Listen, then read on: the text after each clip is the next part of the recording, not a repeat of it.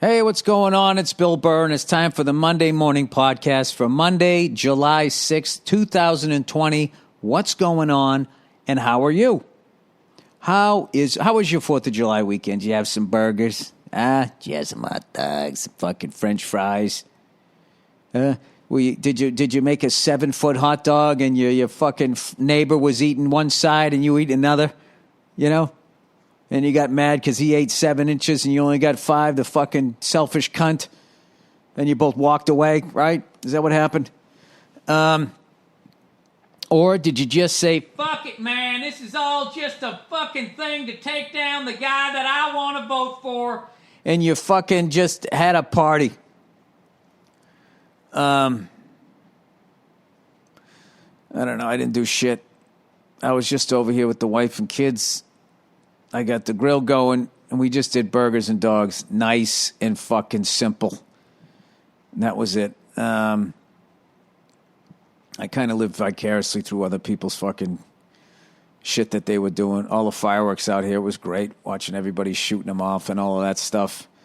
You know, it's always unfortunate. There's always somebody fucking, blows one of their balls off.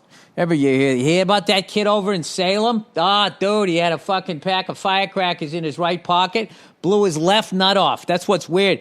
Evidently, I'll tell you how it happened. Did you hear about it? It's my fucking story.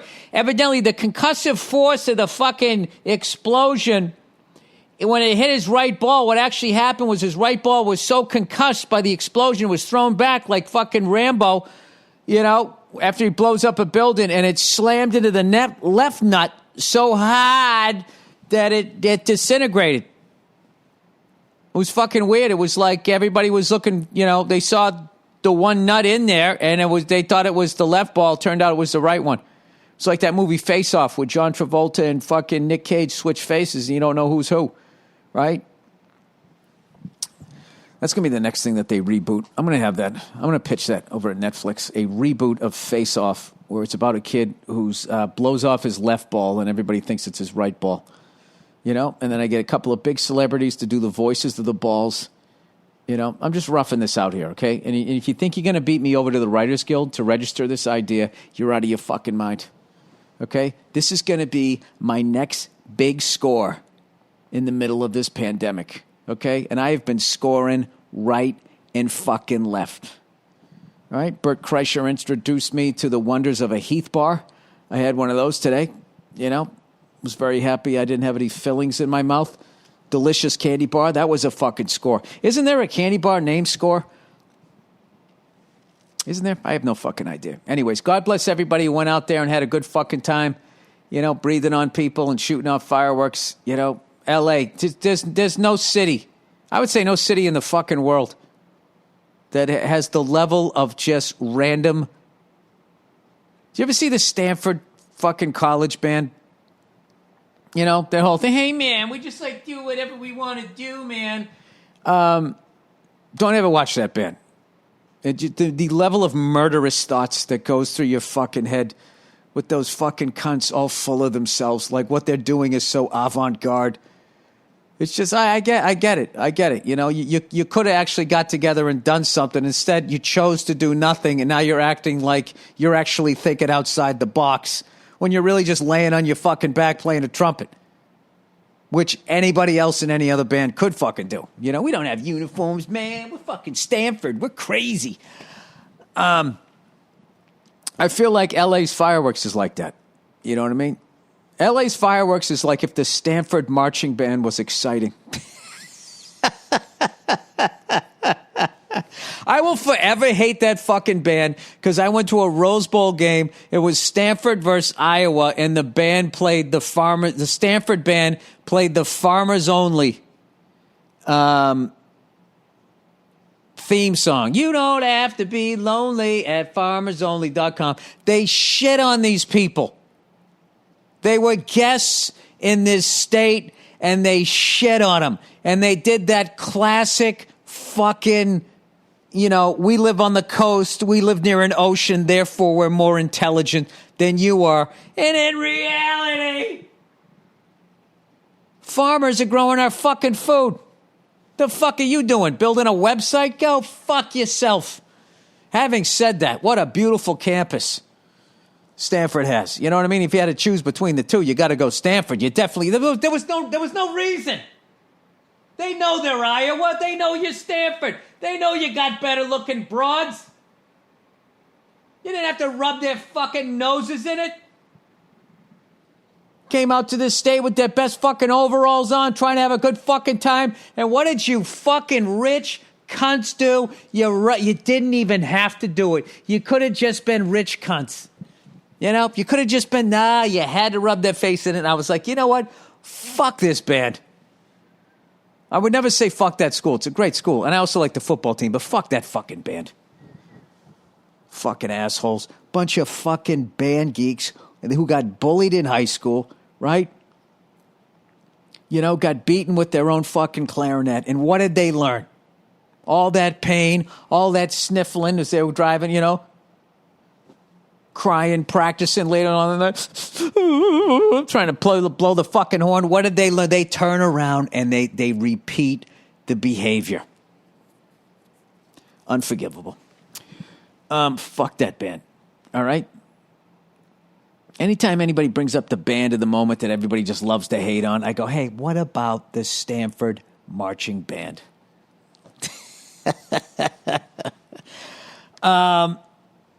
Anyway, if I see one more ad for a posture corrector, whatever they call it, fix your posture, it's like, I get it. You're watching me. I understand. I clicked on it one time. Maybe that's what it is. I've been trying to be more cognizant of the way that I sit and that type of shit, you know? Because right now, like the move, you know, everybody out there with the newborn baby, right? You guys, you know the move, right? If you have one of those exercise balls, I don't know what it is. But you put the baby in your beautiful baby in your arms, and you just sort of bounce up and down on the ball, right? And it just, I don't know, it simulates like riding in the car is another thing that just makes them fall asleep. So I got it down. I got it down to a science. I got it down. Like I get my son to so fall asleep that like, I mean, I set him down like I set down my books after school. Well, not that hard, but I mean, for a baby, it feels that hard. Because with my daughter, I was like, oh my God. And I just feel like they can feel no, don't cry. And then they start crying because they're like a dog. They're just reacting to your vibes, man. So with this one, I'm just like, you know what? He's asleep. I'm going to stand up normally, and I'm going to walk over and just set him down like I'm putting a drink on a table. And that's what I've been doing. And this little champ has been just sleeping. Like last night, I got to go from, about 12:30 at night to 4 in the morning already. Precious 3.5 hours of sleep. And then I was up for an hour. And then I got to sleep for another 3 hours. So that's fine. I'm cool with that. I'm cool like that. I'm something like that.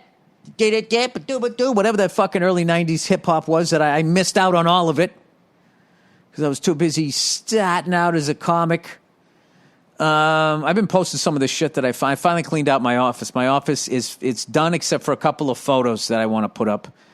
I got one of me and Patrice. I got one of John Bonham when he's behind his green sparkle kit, and a couple others. Then I'll be done with my office. And now, for the first time in years, I love my office. I can move around in it. It's fucking nice, as opposed to stepping over shit and just thinking, at some point, I really need to organize my stuff. And I finally did it. For the most part, it's like 85% organized. And then I just got excited. And I just threw the last 2 fucking boxes in a closet. And I was like, all right, that's it. I'm done.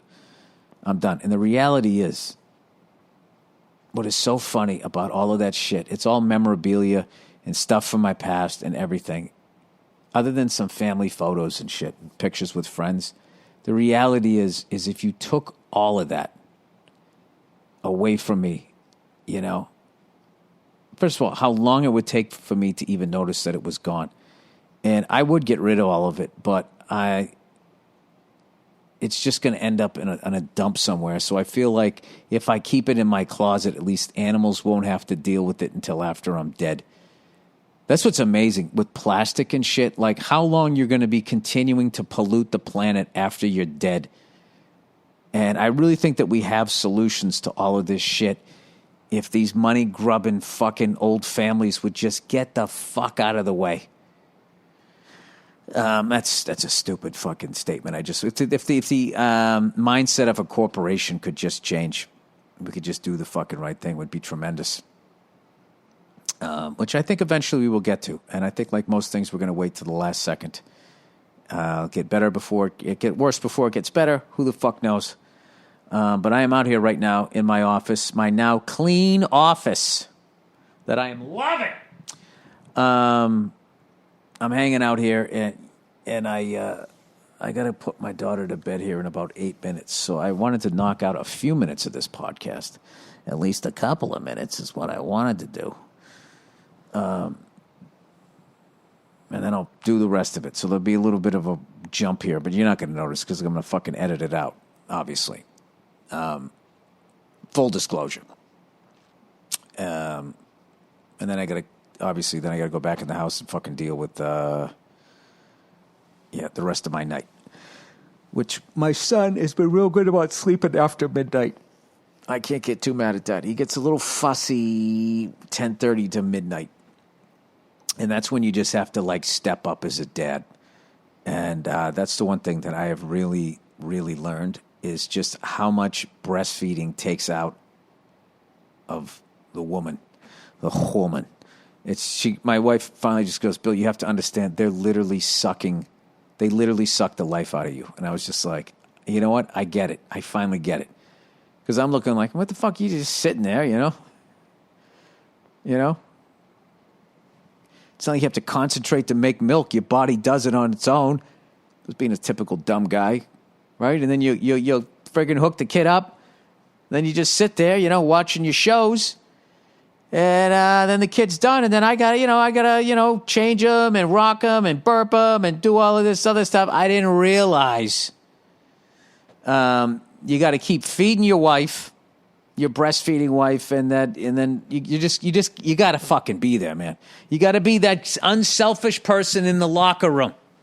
Wherever you need me, coach, that's what you do. I cook dinner tonight. I cook the lunch. I cook the bread. I do all of that shit. I do all the fucking dishes. I am putting on a fucking clinic. Now, if I could just somehow not lose my temper once every 36 hours at a Bobby Knight level, I think I'd have something here. I think I would actually have a happy woman. Okay? Every married guy's fantasy. A happy wife. What the fuck do I need to do? What do I need to do? That's all I need to know. So anyway, I was watching my little champ today. And I recorded a couple of things off of TBS, some old movies, and I actually watched The Boston Strangler. The Boston Strangler, starring Tony Curtis, Henry Fonda, and George Kennedy, among others. A bunch of character actors in that, and I loved it. Great movie. What's his face was incredible. Tony Curtis was amazing, and obviously Henry Fonda is always great. George Kennedy was amazing, but so much of like the dialogue and stuff is so funny, and you really can see like, oh, this is how the guys who did Airplane, like, because so much that movie was like a really serious movie, and now you watch it, and so much of it is comedy. The flippant way, talking about gay people using the F word, they're just flying around like it's nothing. And it was this really like progressive sort of movie about mental health. But like, that word, they hadn't had that whole thing going, hey, stop and fucking knock it off, whatever the hell they said a few decades ago. Which is also why you can't go back in time and look at shit and be like, what the fuck is up with John Wayne? What the fuck? I mean, that shit, I swear to God, it's literally like, that is such lazy, like, grandstanding by fucking white people. I am so mad at dead for 40 years, John Wayne. Fucking idiots. I think really what you should do, you should probably focus on the people that are alive right now who could actually hurt or help people is probably what you want to start with. You know, I get the statues thing. I get it. Whatever. The fuck you got to do? I mean, it's. It would be basically this kind. It's like if the Germans won and then but they kept like Jewish people around. They got to look at like statues of Hitler, and after a while, they're gonna tear him down. And then all the Germans, he's a fucking good guy. I like his mustache. You know, it was a long time ago. I get it. I get all of that shit. I don't get after you knock it down, then the dude coming over and kicking the statue in the head. It's like it's an inanimate object. It's down. It's on the ground. It's over. It's kind of a punk move, I thought. You know what I mean? There's always that guy. Now, I don't give a shit if it's a real person or if it's a statue. When somebody gets knocked down to the ground, there's always that fucking pussy runs over and then kicks the person or the statue in the fucking head. The head. Sorry, voice cracking here. Anyway, so I watched that movie. It was amazing. It was about this serial killer in Boston, and he was strangling women and all of this shit, killed like 13 women, terrorized Boston for like 2 years, I believe, around the time of the Kennedy assassination. And then, of course, there was all these conspiracies. It wasn't him, man. It was fucking somebody else. He fucking got the wrong guy, man. And the reason why the Boston Stranglers stopped the second they arrested this guy is because he wanted it all get blamed on him. Blah, blah, blah. Whatever. 2013, they had the DNA fucking shit. And I don't know, somehow they got semen somewhere. Or maybe just to shut it up, I don't know what. They figured out that they actually got the right guy. Now, here's the difference, how times change. Okay? Because if there was, first of all, somebody strangling women in Boston, a serial killer, they wouldn't call him the Boston Strangler. They wouldn't. They would be something else. I don't know. Somehow the neck violating fucking, I don't know what, a toxic male, I don't know what the fuck. They would come up with something rather than the Boston Strangler. But this is how different shit was back then. There was a guy in Boston, serial killer strangling women, so his name was the Boston Strangler. Okay? Within 20 years of that, a man named Andrew Toney, playing for your Philadelphia 76ers, used to come in and light the Celtics up.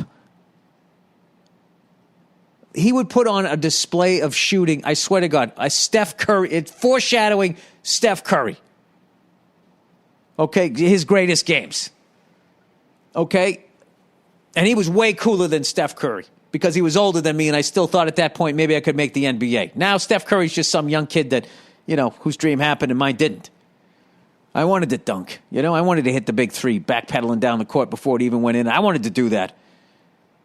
At the parquet there in fucking Boston Garden, had people chanting my name. I wanted to do that. Anyway, so his nickname was the Boston Strangler because he would come to town and he would fucking kill us.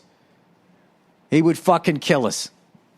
And I'm trying to think of any fucking way in modern times that, like, who's that kid who just won the Super Bowl there in Kansas City? I swear to God, my short-term memory, the second the season is over, the fuck is that guy's name? He won a ring. Show some respect. Put respect on his name. What the fuck is his name? I can't remember his fuck. Can you imagine if he got named after, like, because he kills people with 2 minutes left on the clock and then they give him the same nickname as if Jeffrey Dahmer had a fucking nickname? He eats defenses alive. Keep it going. For whatever his... Oh, man, I had it. I got the joke. I just don't have the fucking reference. What is his fucking name? What is your name? By the way, how about the Patriots getting Cam Newton? Cam Newton!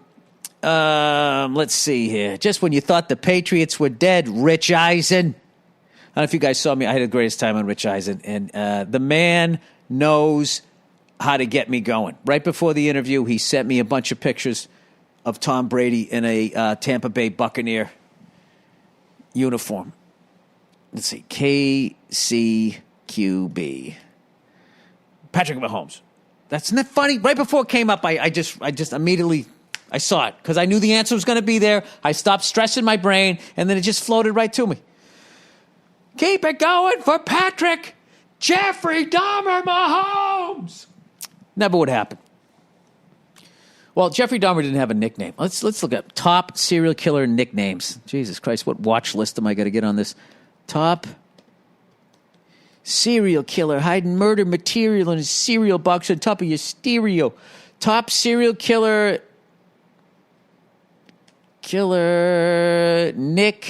nicknames. All right, here we go. All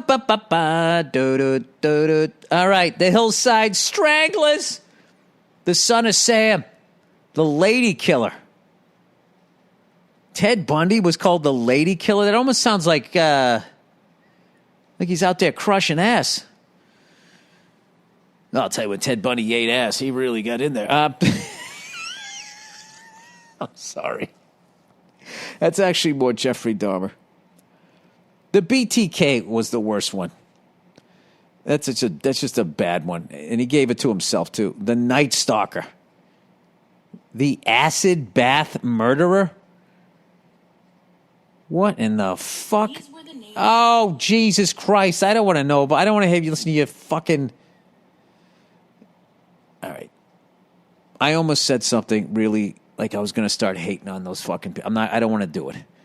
I don't want to do it, okay? I am too old to understand YouTube celebrities. There, I said it. Okay, I understand if you go out and you go do some funny shit, but I don't understand the guys and the women who are just fucking talking over shit, and they're just getting in the way of it. It's like, are you trying to suggest that I don't have any friends to joke around with when I watch shit? Okay, Acid Bath Murderer. John Hay! Oh, look at him with his fucking serial killer mustache. 1909 to 1949. Let's see what he did with his 40 years on this earth. Commonly known as the Acid Bath Murderer, was an English serial killer who was convicted for the murders of 6 people, although he claimed to have killed 9. You know, that is sort of a reoccurring thing with serial killers. You know, they are shit talkers, you know. You're being charged with the murder of 16 innocent people. Oh, yeah? Is that all you found? Wait, there's more? Yeah, we were going to... 27? Keep going. Acid Bath. He was convicted for the murders of 6 people, though he claimed to have killed 9. Hey! Battered to death or shot his victims and then disposed of their bodies using sulfuric acid before forging their signatures so he could sell their possessions and collect large sums of money. Oh, that's not that bad. I thought he was throwing them in while they were still alive. So this is like some Breaking Bad shit. Put them in the old fucking oil drum there. So this guy really wasn't necessarily a serial killer. This guy was just a that's not a serial killer. I thought a serial killer is like somebody who just got to kill somebody. This guy is just like a fucking criminal. Well, I guess they're both criminals. You know what I mean? He's robbing people. And he's just doing it at such a high level. We're going to come back to this. Why would I read that? And I'm going to go read a fucking bedtime story. And you wonder why I'm so fucked up. All right, let's see. All right, let me just hit stop. I'll just paste them together. All right, we're going to take a break. And by the magic of editing, I will be back in 3, 2, 1. Okay, and I'm back. Just like that's with the wonder of editing. This fucking guy, this John George fucking, hey, his name is my name too. Look, he's got the beady eyes. He's got the fucking Hitler stash, sort of. Little Tom Selleck, maybe. Ties a little crooked. Looking at him on Wikipedia. This guy was not a serial killer. Serial killers don't give a fuck about your money. They want to fucking, turn your back into a fucking pantsuit or your back skin, whatever the fuck it is. All right, so he battered to death or shot his victims, disposed of their bodies using sulfuric acid before forging their signatures so he could sell their possessions and collect large sums of money. Yeah, this is a fucking scam. He'd forge their signature so he could sell their possessions, collect large sums of money. Not the brightest guy. Early life. Oh, Jesus. John, he grew up in a village of Outwood, West Riding, blah, blah, blah. His parents were engineers, and his wife was a member of the Plymouth Brethren. Where'd he get the fucking chemistry background? Hay later claimed that he suffered from reoccurring religious nightmares in his childhood. Despite these limitations, he developed great proficiency at the piano, which he learned at home. He was fond of classical music. Oh, boy. And often went to concerts featuring music by a bunch of people. Bach, Vivaldi, and Tchaikovsky, whatever, Tchaikovsky, however you say it. Hey, won a scholarship to Queen Elizabeth Grammar with this fucking guy. He's playing the piano, he's getting broads, he's listening to the classical music, I should say. What the fuck happened? July 6, 1934, Hay married 23-year-old Beatrice Betty Hammer. Oh, look at the gams on Beatrice. The marriage soon disintegrated. The same year that Hay was jailed for fraud. Betty gave birth while he was in prison, although she gave the baby girl up for adoption and left Hay. Hay, conservative family, ostracized him from then onwards. Hay moved to London. All right, here, let's get. Hay was freed from prison in 1943 and became an accountant with an engineering firm. Soon after, by chance, he bumped into his former employee, William McSwan, in the Goat Pub in Kensington. McSwan introduced Hay to his parents, Donald and Amy. Oh, boy. McSwain worked for them by collecting rents on their London properties, and Hay became envious of his lifestyle. Yeah, this guy's not a serial killer. This guy is just a fucking... He's a YOLO douche who fucking was killing people and then forging their names. All right. I mean, serial killers that I think of. All right, let's get to somebody else here. What are we, the top? Sorry, let me get back to this here. Oh, for fuck's sakes, where did it go? You look shit up and then you click the back arrow and it just disappears. Top 10 serial killer nicknames. All right, we got to get through the whole fucking list here. Sorry, it's taking me forever. All right, so where we? Oh, not this fucking bitch again. Jesus fucking Christ, just give me the list. Just give me the fucking list. I don't need to use your stupid soliloquies. I'm doing the soliloquy. All right, where are we here? Acid bath murderer. The Cleveland torso murderer. All right, the ick factor of the... Whoever wrote ick factor should have been a victim of this person. The ick factor? How old are you? He ate the head. Oh my God, ick. Like, talk about all right. Let me just fuck around. Sorry, it was a little stressful. Put my daughter to bed, and then I couldn't get my son to stop crying after me talking about how I had it down. I did not have it down. I had a good night. I can tell tonight's going to be, it's going to be a rough one. All right. The ick factor of the Cleveland torso murderer is sheer body horror. Is this a review of a movie?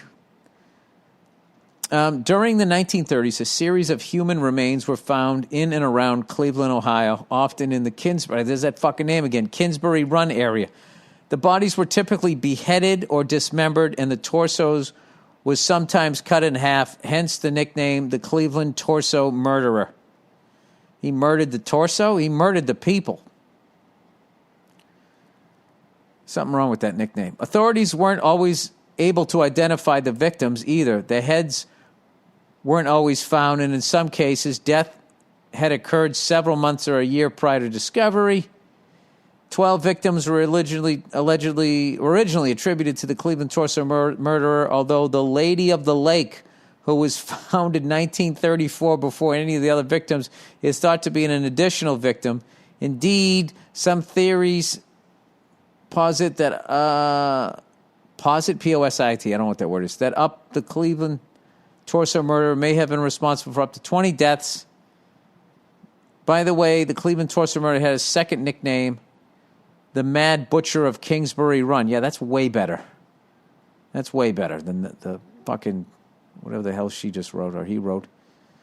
All right. You know what? I'm fucking bored with this. Serial killers who have nicknames. Let's see what these people got here. They got 41 of them. Lonnie David Franklin, Jr. How not happy is his dad that he named him after himself? The Grim Sleeper. David Berkowitz, son of Sam. Gary Ridgway. The Green River Killer.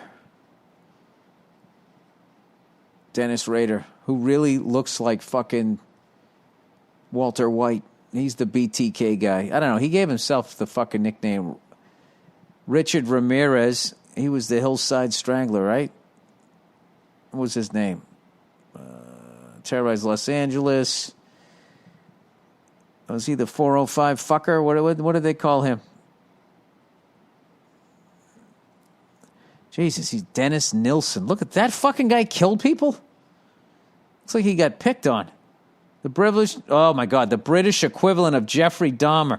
Nilsson was a gay killer who slayed 15 queer men.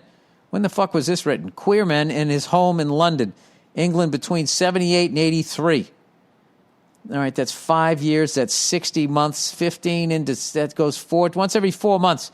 He kept his victims' corpses before dissecting their remains and disposing of their bodies by burning or flushing the remains down the toilet.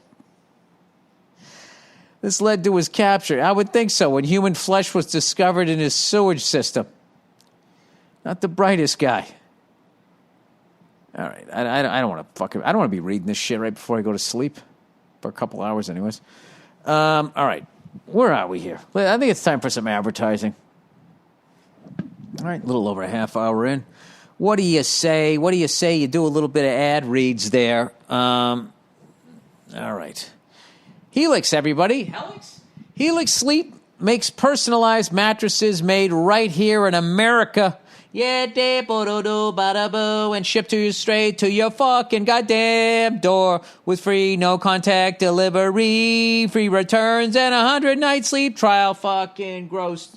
To choose a mattress, Helix made a quiz that takes just 2 minutes to complete, 2.5 if you're a fucking dope, and matches your body type and sleep preferences to the perfect mattress for you and your balls. If you like a mattress that's really soft or firm, you sleep on your side or your back or your stomach, or you sleep really hot. I always hate that line. Gross. The fuck do you got on your conscience? You flip it around like a goddamn fish. With Helix, there's a specific mattress for each and everybody's unique taste. I took the quiz, and I was matched with. I did not take the quiz. I love Helix. Well, I love that you're advertising, but you don't need to take my word for it. Helix was awarded the #1 best overall mattress by... Oh, here you go. You don't need me backing it when GQ, Wired Magazine, and Apartment Therapy... Just go to helixsleep.com/Burr, take their 2-minute sleep quiz, and they'll match you to a customized mattress that will give you the best sleep of your life. We've been advertising with these people. These people have been advertising with us forever. People love these goddamn mattresses. They have a 10-year warranty. And you can try it out for 100 nights, you fucking animal. Risk-free. They'll even make it up. They'll even pick it up. Gross. And give you a full refund if you don't love it. But you will. I would love to hear those sales calls where they try to keep you on the line. But what didn't you like about it? Well, I was banging my wife and I got a Charlie horse. Well, have you tried the missionary position? Well, there's too much water under the bridge. I can't look at her face anymore. Well, all right then. This is not the mattress for you. Right now, Helix is offering up to $200 off a mattress orders for our listeners. For my listeners. Get up to $200 off helixsleep.com/Burr. All right. Oh, look who's here. Policy genius. People, there's never a bad time to save money. But now, more than ever, finding smart ways to put some cash back in your pocket can make a big difference. One way to do this is to simply save on the things you already paid for, like home insurance. If you own a home, reshopping your home insurance rates with Policy Genius could save you a good chunk of change. And the best part is you barely need to lift a finger to do it. Motivate your audience. Hey, audience, first, head to policygenius.com and answer a few quick questions about yourself and your property. Then, Policy Genius will compare your policy against options from top insurers to make sure you are getting the right home insurance coverage at the best possible price. If Policy Genius finds you a better rate than what you're currently paying, they'll do all the work to get you switched. Own a car too? Policy Genius will compare your home and auto policy prices across different insurers and even mix and match to find you savings. This is perfect. They save their customers an average of $1,127.00 per year doing just that. Who likes to shop for insurance? Nobody. They're going to fucking do it for you and get you the best price. I think that's what they're trying to say here. So, if you'd like to put a little cash back in your pocket right now, and you can do whatever you want. Go down to the titty bar, throw it around, keep it, hoard it, stuff it in a mattress, whatever it is you do. See how much you can save by reshopping your home insurance rates at policygenius.com. I was just doing the Trump. I had the thing with the two fingers on the thumb. So I was making those points. And lastly but not leastly, old friends of the podcast, been here for 8 years, stamps.com. For all of our sakes. Sorry, that was a long, quiet yawn. Stamps.com. For all of our sakes, we need to do our best to avoid crowds any way we can right now. But what if you need to go to the post office, man? What if you need postage to send out your letters and packages, man? That's why you need to go to stamps.com. Anything you can do at the post office, you can do at stamps.com. Print postage on demand and skip those lines and crowds at the post office. Plus, you can actually, you can literally save your life if you're an old person. Okay, going down to the post office, you can do this with you at home on your giant computer. Plus, you can actually save some money with discounts that you can't even get at the post office. As if that wasn't good enough, Stamps.com offers UPS. I always want to see the other one. UPS services. UPS, United Postal Service. United Parcel Service? UPS, I don't know what the fuck it means. UPS services with discounts up to 62% and no UPS residential surcharges. Whether you're a small business sending invoices, an online seller shipping out products, or you're just working from home and need to mail stuff, Stamps.com can handle it all with ease. Simply use your computer to print official U.S. postage 24/7 for any letter, any package, any class of mail, anywhere you want to send. Once your mail is ready, just leave it for your mail carrier. Schedule a free package pickup or drop it in a mailbox. No human contact required. It's that simple. And like I said, with Stamps.com, you get discounts. You get great discounts, too. 5 cents off every first-class stamp and up to 62% off USPS shipping. Yeah, United States Postal Service. That's the one. UPS is United Parcel Service. Shipping rates. Stamps.com is a no-brainer, especially now, saving you time and money and keeping you safe in these crazy times. Right now, my listeners get a special offer that includes a 4-week trial plus free postage and a digital scale without any long-term commitment. Just go to Stamps.com, click on the microphone at the top of the homepage, and type in Burr. B-U-R-R. That's Stamps.com. Enter Burr. B-U-R-R. Stay safe, my friends. There we go. All right. I love those guys, but that's a little fucking long. That's a little long to sit through.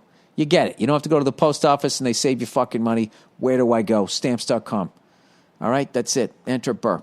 All right, the Gulag Archipelago. How do you say that? I'm a political science major. Oh, great. So you're going to win arguments in bars? How are you going to earn money? All right, hang on a second. Archipelago. Pronunciation. My computer's just going to start guessing pronunciation on everything now. I'm just going to look at the archipelago. All right, just say it. All right, here we go. Archipelago. Archipelago. Archipelago? Archipelago. They spelled it AAR.KUH. That's archipelago. This is a pirate word. The Gulag Archipelago. Dear Billy Global Worldwide, I'm a political science major entering my third year.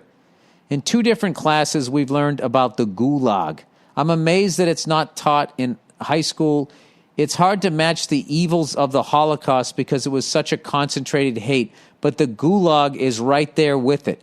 Please read the Wikipedia article on the podcast or even a whole book sometime. P.S. I agree, Woodrow Wilson was an abomination. Yeah, he was. Okay, here we go. Let's see here. Let's look this up. Gulag. Why do I always feel like that's like some sort of fucking, like, New Orleans dish? You know, you start with, right there, you start with, what do they call it? The trifecta? Celery, onions, and something else, whatever the fuck. I'm just combining all kinds of shit. Wiki. Okay, Gulag. Okay, the Gulag, or Gulag,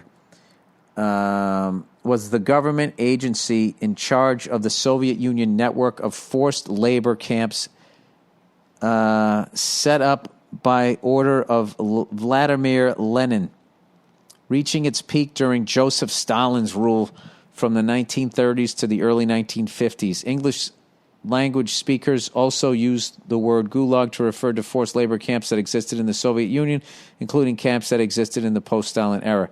The gulag is recognized as a major instrument of political repression in the Soviet Union. The camps housed a wide range of convicts, from petty criminals to political prisoners, large numbers of whom were convicted by simplified procedures such as by the...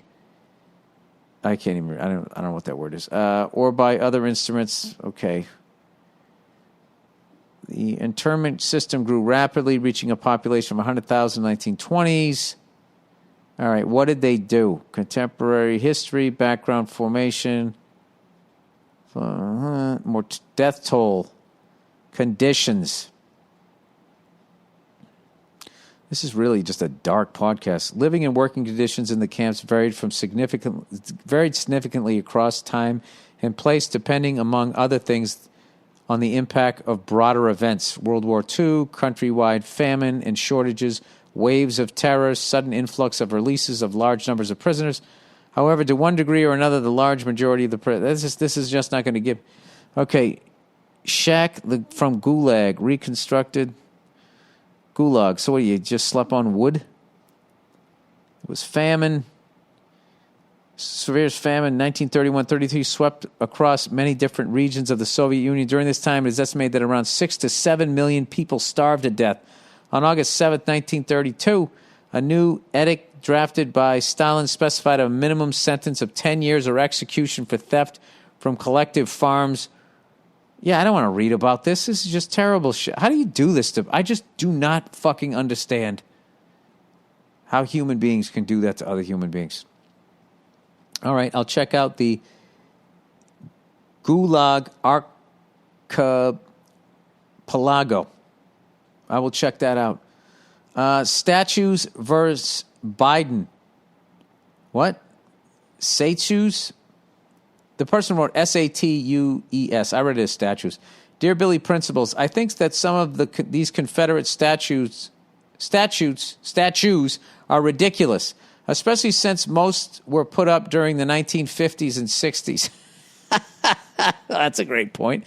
But honestly, how are people telling me to vote for Biden, who brags to this day about the crime bill, which puts millions of black men in jail for nonviolent crimes, destroying the male role in so many communities?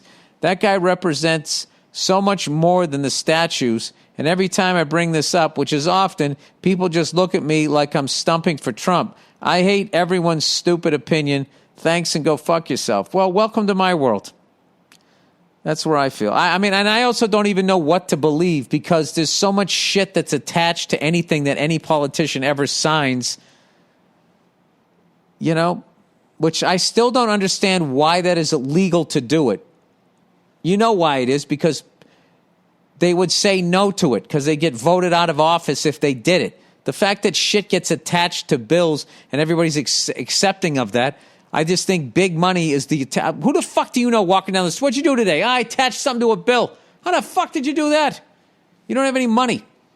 I agree with you. But I also think at this point, you know... I don't know. I'm talking too much about politics, okay? My thing, I want a leader under center. That's what I want, okay? I want somebody who throws an incomplete pass, comes and says, hey, my bad, doesn't yell at the fucking wide receivers, okay, and has that look in his eye, you know, like we're going to fucking win this, and points out John Candy in the crowd during the final drive of a fucking Super Bowl. That's what I want in a president, whether he's wearing a blue or a fucking red tie. That's all I need. All right, go fuck yourselves. Okay, advice. Sloppy teens from a lady. Hola, Billy Blue Eyes. I live in a unique neighborhood. Unique New York. Anchorman. I live in a unique neighborhood. It's small and has a private airstrip running through the middle of it. Oh, that's awesome. The houses on the strip have hangars, and most of the owners are retired NASA and Air Force pilots with small planes. Wow. Can you imagine the conversations when they're fucking talking over the fences? Jesus Christ. I bet they all know what shit not to talk about, so they never have to say it's classified. They just know the areas they can't talk. They probably keep it light. You know? Well, did you shoot any fireworks off for the 4th? Okay, at the end of the airstrip, we have a private park with trails and a playground for kids, and in the back, there is a creek with a pipeline crossing it that attracts teenagers swinging off the pipeline into the creek and late-night drinking/partying. It's been ongoing like this for decades, and the neighborhood residents are always trying to figure out how to stop the teenagers from using the park, mostly because of the trash they leave behind. The cops don't do anything except run them off, but they always come back. Lately, the neighborhood residents have been trying to figure out a real way to crack down. For example, towing their cars and pressing charges. I struggle with it. It seems harsh, and we were all teenagers once and had a place to go like this to blow off steam. That's how I look at it. If I ever fucking did that, the level of hypocrite that I would be. We used to go down this place, Dan Road. It was like it was a developing office park. We used to just like to be like a caravan of like fucking 10 cars just driving down that office, you know, area into this one thing where there was like a trail. It was like all of a sudden you just be off road and you went all the way into these like woods where they cleared out that I'm sure they've now developed. We would just go down there and get fucked up, and, you know, every weekend, either Friday night or Saturday night, a police cruiser would go down there. We'd all fucking run, take off, or do fucking whatever. So how the hell could I sit there and co-sign on that bullshit? I mean, if they're doing like meth and shit and they're being fucking crazy, then yeah. But, you know, if they're just, you know, booze and weed and shit, you know, I don't give a fuck. I gave some goof-off suggestions such as releasing rabid skunks on them, attacking them with paintball guns and stealing their booze, or just putting a fucking trash can there in hopes they would use it. I do enjoy the park with my son, and the mess is actually annoying. Got any fun ideas? What would you suggest if it was your neighborhood? I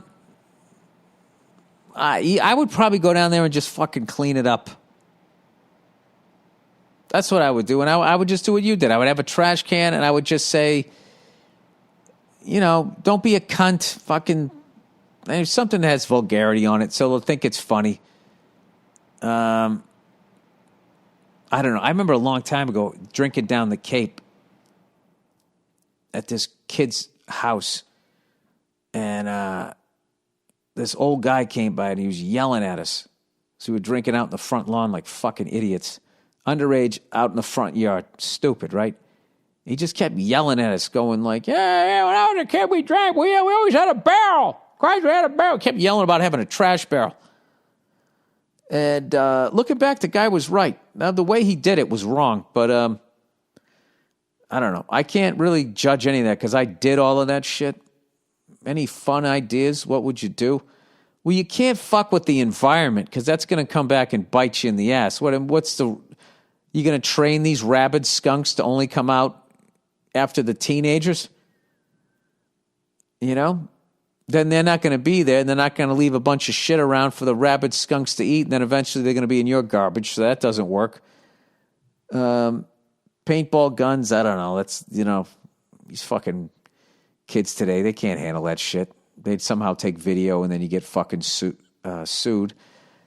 Stealing their booze, really? Do you really want a fucking case of Keystone Light? Whatever the hell kids drink nowadays. Cheap-ass booze. I don't know what I would do. I mean, it'd be fun to fuck with them if you wanted to. It just seems so douchey, though. You know something? I wouldn't do. I would just let them drink and have a good fucking time, and just realize that they could be doing a lot worse. They could be doing a lot worse, and I don't know.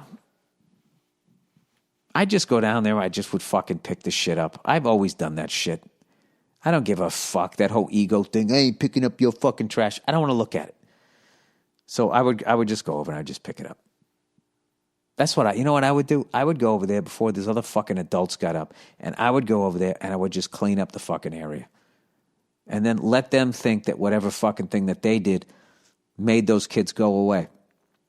And that way the kids can have fun. The adults aren't mad, and you're getting exercise picking up the trash. There you go. Problem solved. All right. Wedding proposal advice. Dear Bill, bald as my balls, Burr. All right. Somebody got the fucking manscaper. I discovered your podcast a few months back while working during this pandemic. Shout out to all the essentials. And I can't tell you how much I've been addicted. Oh, that's great. Thank you. I regularly tune in Mondays and Thursdays and look forward every week, and am currently listening to earlier podcasts from this year, pre-COVID shitstorm. Anyway, I'm a 24-year-old dude, and I've been with my girlfriend for a couple of years now and have been thinking a lot lately about popping the question. We are both the same age and have stable jobs, and we don't see ourselves leaving anytime soon. Things are great in our relationship. I am not yawning about your life. Just yawning. All right. I was interested in how your proposal to the lovely Nia went and how you knew it was the right time and if you were nervous. I knew it was the right time because she was going to fucking leave me if I didn't. I strung her along as long as I could. I was terrified. I totally loved her and I wanted to be with her, but I was scared. Was I nervous? I absolutely was nervous. I'm having trouble thinking of how I should propose to her, but I know I want to. I also know she's everything I want, that she's definitely what's best for me. That's great. You discovered it really young. And she has my best interests in mind. Thanks for whatever advice you can lend, and also thanks for doing the podcast. Good shit. Lots of love from New England, and I hope your family is safe during these times. Go fuck yourself. Yeah, I don't know. Throughout the years with the internet and the cell phone cameras, like people really think they got to do like this big giant fucking thing. I did not do a big giant thing. Because I know if I tried to fucking plan anything, she would have figured it out. So I went the opposite way. I believe it was Christmas morning. We went on a hike back when we still had my awesome dog, old Cleodio. And it had rained out, and it was all muddy, and she was pissed, and we were going up this hill, and she just was fucking upset. She was not having a good time. And I had no plan. I just knew I was going to ask her on the hike. And then we just came to this rock that had this, it just was overlooking downtown LA, and I just told her to sit down for a second. And I acted like I was having trouble with the dog and asked her if she could reach into my pocket, my jacket pocket, and she pulled it out, and it was a little Tiffany box or whatever. And then she went, put her hand over her mouth and just started sobbing. And that was one of the happiest days of my life. Not only because I did it and I felt great and I knew it was right and I knew it was the right decision, but also when when you're an asshole like me and your woman is always mad at you, I just knew for the rest of the day she was going to be in a good mood. And I don't think I've ever had another day like that. At any moment, I'm telling you, today I have this habit. I fucking get a glass of water. I set it down on the floor. I think to myself, Bill, don't put it on the fucking floor. You're going to somehow knock it over. And I do it every fucking time. And I was with my son and I was bouncing him on the exercise ball and I finally got him to sleep. And the exercise ball was in between this little crib. So I kicked it backwards with my fucking, my heel. And I just heard it. I had a giant, the fucking workout level bottle. I just heard it hit the ground and go, goo, that sound it makes. And it's just the fucking water just pouring out. And I was just like, you got to be fucking, how many fucking times, you fucking stupid fucking cocksucker. I mean, I wasn't screaming because I didn't want to wake up my kid. But my wife heard it. What was that? It's just like, what was that? It was just me being me. So. Anyway, all right. Aggressively woke girlfriend dumped me. All right. Dear Billy, I hate when you guys give me nicknames that I don't understand. Bella, because I feel like it's a good joke and I'm ruining it. Bella Costco, binging bitch.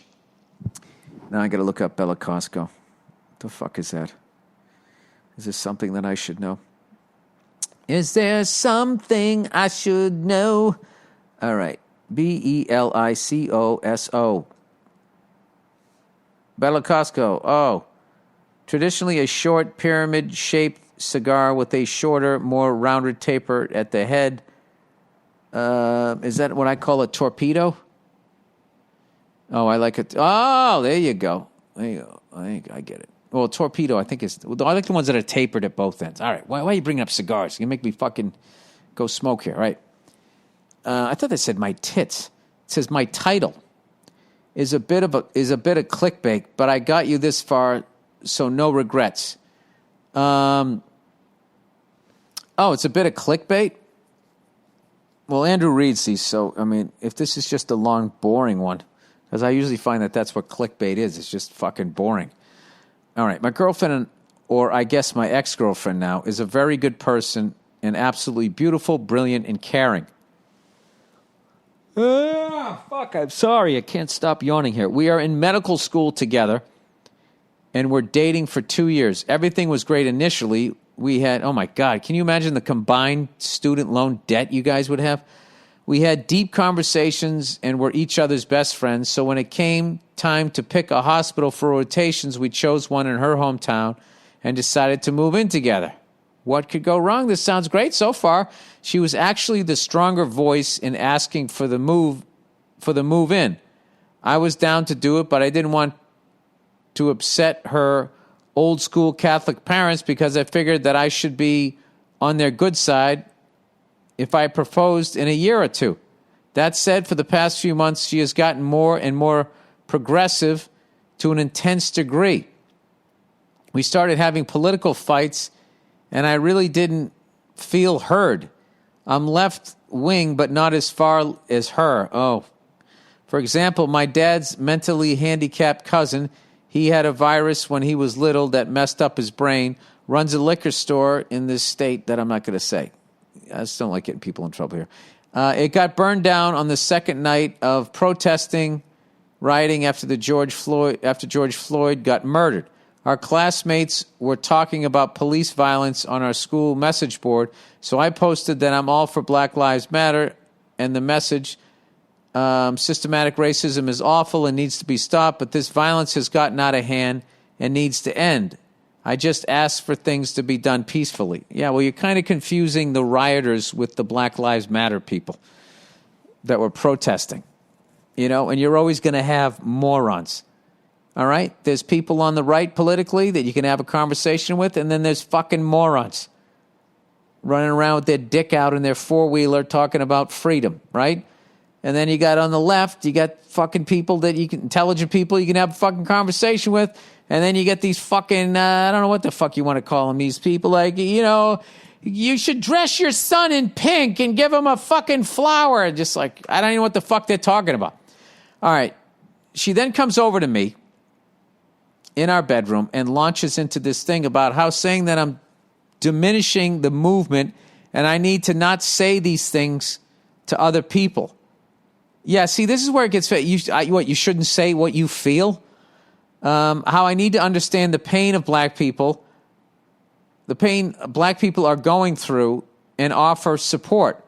How it's not time for my comments because I'm white and have never felt systematic oppression.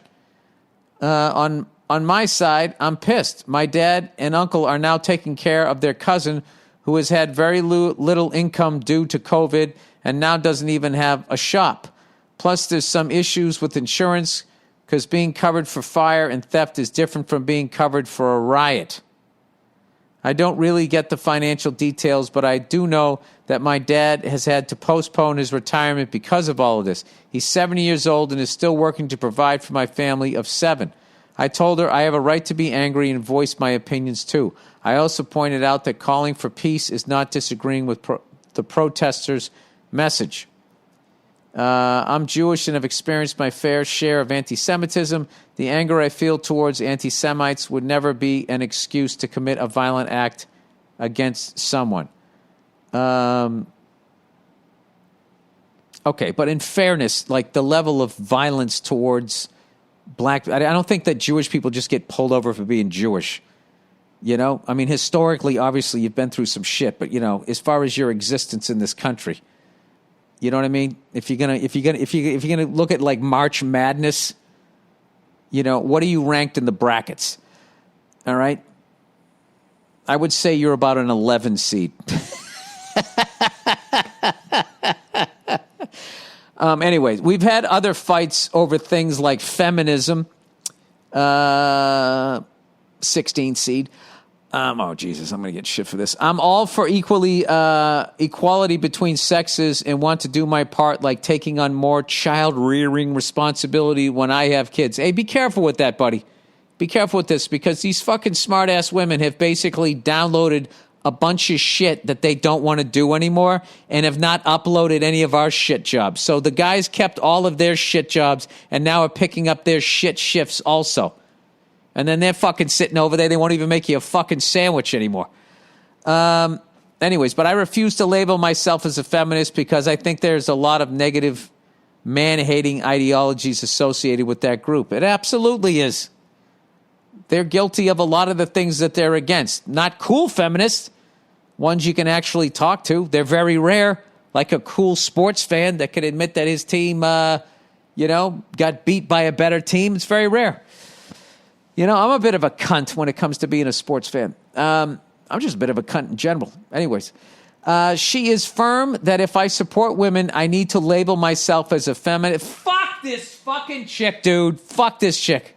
Fuck this chick. Otherwise, I'm denigrating her beliefs. I responded that I am a firm supporter of Israel's right to exist, but I would never label myself as a Zionist because I think the treatment of the Palestinians has been horrendous. All right, dude, you're really coming off like a fucking level-headed person here. Granted, I haven't been able to hear what your woman says here. Your property. I'm kidding. This all came to a head the other day when, after another one of these political fights, she dumped me and went back to her parents' place. Now I'm paying the full rent on an apartment that's way out of my price range because she insisted on a 2-bedroom in a city where I don't know anybody. I'm thousands of miles from my friends and family, and as a kicker, her dad is a chief attending at the hospital we're going to be rotating at, and either he or one of his colleagues who will be directly in control of my first clerkship grade. He's a very nice guy and has always been kind to me, but I still feel like I'm fucked. I have no idea how he interpreted our breakup, and obviously have no control over his response. The worst part is I miss her a lot, and I'm more sad than angry. Underneath all of this, I think the woke stuff is an excuse to be mad at me Yeah, I was kind of saying this is sort of a weird thing to break up with somebody over. So she either wanted to do it or just went off the deep end, which happens to people. I went off the deep end in the late 2000s, early, to go back and listen to those podcasts. And I was just talking about the Federal Reserve and all of this fucking crazy shit. Still don't think I'm wrong, but I mean, that's not a place you want to be mentally, and it just wears people out around you. Anyways, she has been upset about my lack of effort in our relationship for a few months. She constantly comments on how I don't take her on dates anymore, which has been hard to do with COVID, but honestly, I have no excuse. Dude, yes you do. You're in fucking medical school. You're in a 2-bedroom expensive fucking goddamn thing. You guys are both buried in fucking student loans. What the fuck is wrong with this person? I don't know, dude. I think, once you get past this bullshit, listen, if you have a shot in hell at making a relationship work, you got to find a sweetheart. All right? This is the way you've written this. This is nuts. Anyways, I could have done more and I could have been more invested. I fucked up in that regard. Also, her parents are very religious, so I think moving in with me was a culture shock. And although she was the only one really pushing for the move-in, I think it got scary because that leap is a huge separation from her parents and her childhood culture.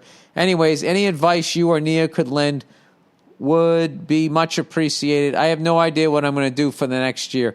I'm going to tell you exactly what the fuck you're going to do. All right? You're going to go down to that hospital, and regardless of how her fucking dad treats you, you're going to absolutely crush it. That's what you're going to do.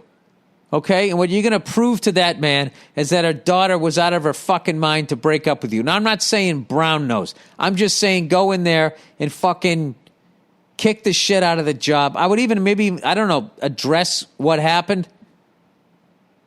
Just be like, hey, sorry things didn't work. I mean, she dumped you, though. So, I don't know. I would just go in there. It's a year of your fucking life. Kick ass at the fucking job. No matter what mind game, if the guy decides to play a mind game, which would be really fucking childish. All right? But you never know a dad with his daughter. Who the fuck knows, right? He might have even been behind the breakup. You have no fucking idea. Or there's the whole other way. He might know that she's out of her fucking mind. Who knows? All right? But I wouldn't bring any fucking baggage. Call the guy Dr. So-and-so, whatever. You know something? If he wants to fucking bring it up, let him fucking bring it up. And I would, like I said, I would just absolutely fucking crush it there. You can always break a lease. You can always get a fucking roommate.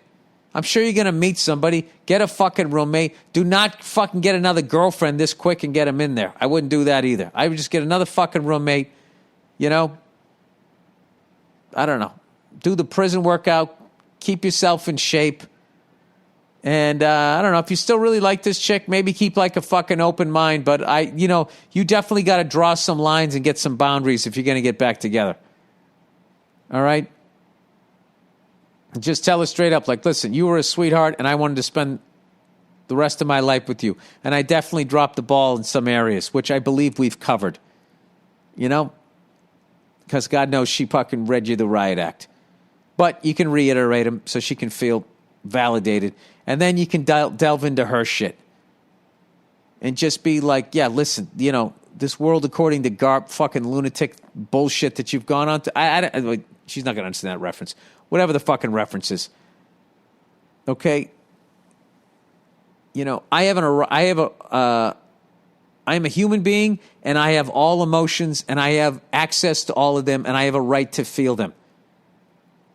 Okay? And if I extend that courtesy to you, you need to extend it to me. And that's it. And if I can be adult enough to listen to your opinion that I do not agree with, okay, but I'll be mature enough to understand that you're allowed to have that opinion, then you need to do that to me. And if you can't do that, I'm not starting this over again. And I'll tell you this right now, buddy, that's the best you're going to do with that one. All right? Because this happens with people is they get into shit and they go off the fucking deep end. God knows I've done it. And it's not fair to the people in your life. So sorry that happened to you. Good luck. But here's the thing, dude. At the end of all of this fucking shit, you're going to be a doctor. Okay? And it's always sad right after somebody breaks up with you. But you never know. You might get back together. Or you might not get back together. And one day you're going to sit back and be like, what in the fuck was I doing in that thing? Putting up with that level of bullshit? Telling me what I can and can't fucking think. I mean, that chick is out of her fucking mind the way you wrote it. You know, although you're not allowed to say that nowadays. You're supposed to say that she's really strong. You know what it was? You weren't a strong enough man to handle her telling you what your fucking opinion should be. Jesus Christ. What kind of fucking world are we living in? What kind of world are we living in that shit gets taken away from people? You know, some of this bull, I don't know. I try to dance around this shit because I don't want to get involved in this stuff. But, you know, I don't get this. I don't understand what the fuck goes on with these. I don't. We'll just leave it at that. With this whole fucking woke thing. This whole woke thing. Remember that was like black people came up with that, and somehow white people hijacked it. It's just a way to fucking. You know, it's just this way to just show what a great person they are without really doing anything. Like going after the name of an airport. I mean, what kind of fucking effort does that take? All right, I guess maybe a little bit of an effort. I don't fucking know. You know what? I'm old and I'm going to shut the fuck up. God bless everybody. God bless you. God bless him. God bless her. God bless fucking they. And God bless people that are wearing masks again. You know, let's give this another try. This trying to beat this fucking virus is going to be like, you know, it's like dieting. We're gonna yo-yo diet our whole way through. We'll be like fucking Bill Clinton. You know, be disgustingly skinny or just have big bitch hips throughout all of this. And hopefully these genius scientists and doctors are going to fucking figure out how to isolate this thing and fucking, I don't know what the fuck it is they do. You know, shout out to all the mice that are losing their lives so we can continue to live. All right, see ya.